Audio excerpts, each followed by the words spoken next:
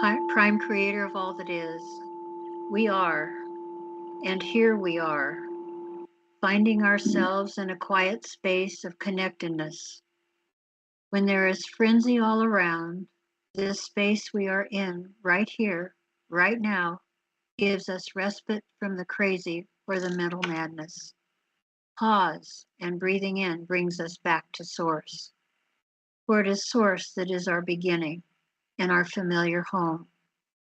Consider we are tethered to that sacred place, that we are free to go, to roam as far afield and as amok as we choose, but our tether is our lifeline. When we roam too far, when influences are not in alignment with from whence we came, doesn't it make sense that when we find ourselves in struggle, emotional pain, even addiction, what we are really needing to realize is that our sacred space is too far away, too intangible, too forgotten, that we need to remember our tether, our connection to the one prime source creator that imagined us into the all of existence. Thank you, God Creator. Thank you for who we are.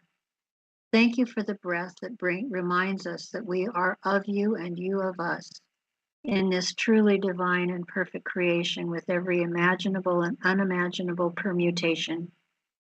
True freedom is knowing that our stretching the limits and its consequences, sometimes seemingly unbearable or futile, is really the path to home, that we are free to go far out and away so long as we remember our tether, our connection that is ever present. It only takes the thought to pull us back to alignment with the beautiful being that was created by the One. That is us. Let it be so, and so it is. Hello, my name's Ron Vroman. I'm the old white man talking head for the Oregon Statewide Jural Assembly. A new step for our Oregon Statewide Jural Assembly. Sheriffs, full colon. Every office of sheriff is occupied by a person, not one of the people. What does that mean?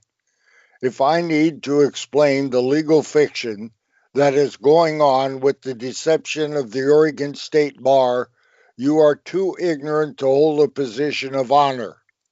If you need an attorney to explain law to you, you are too ignorant for a position of trust. It is your responsibility for your knowledge of law.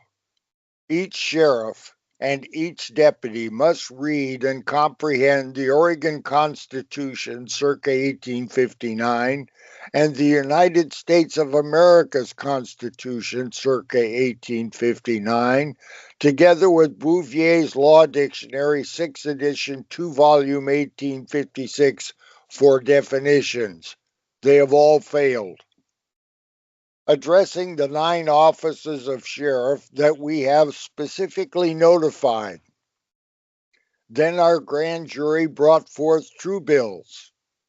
There was an Amendment 7 Article 3 trial with the jury verdict that was done in public in front of the Marion County Courthouse. Each of the counties were posted on their county bulletin boards with their verdict and a proper oath for 30 days. Then we repeated it for another 30 days. Each office of sheriff of those 9 were served twice with the proper instruments.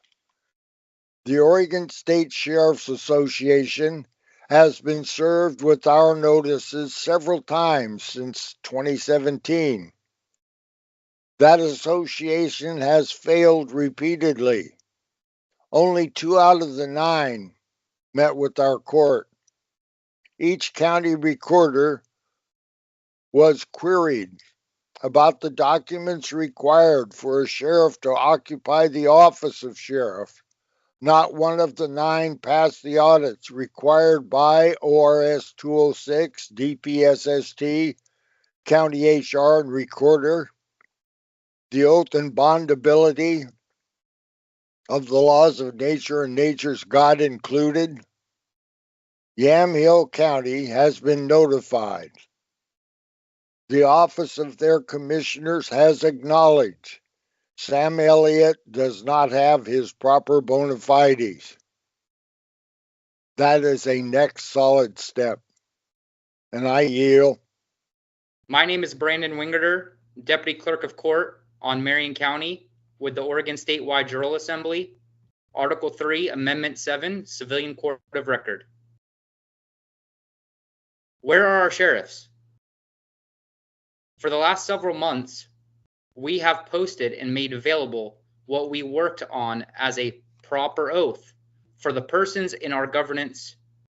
Sheriffs are our first effort at our insisting on a proper oath, for it is the sheriffs who are here in their county positioned to protect and defend the people. Protect from what? Some might say from ticketing or sending people to the illegitimate amended Article 7 courts that should not be.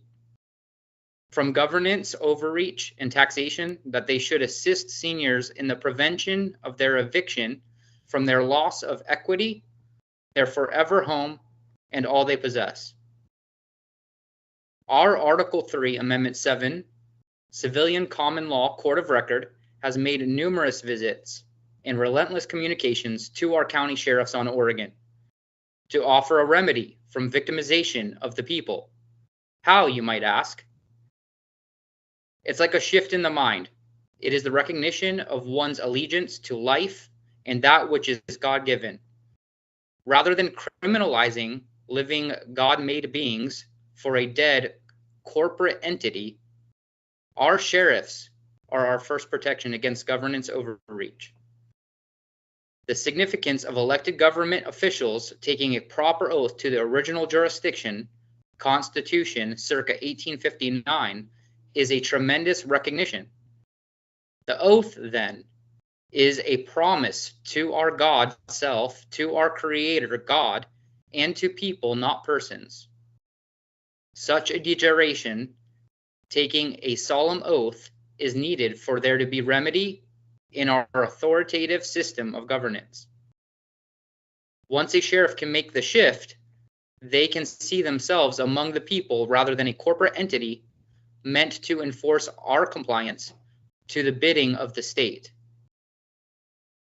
This cognition promises to be a release of tension, greater freedom, and cooperation. Let it be so.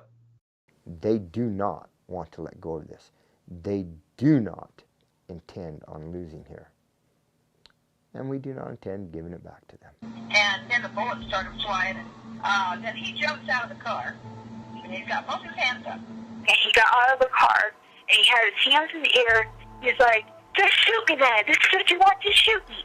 And they did. They shot him dead. With his hands in the air, and I saw it. I swear to God. He was just walking with his hands in the air. And they shot him. And they shot him dead, and then after he was down on the ground, shot him 3 more times.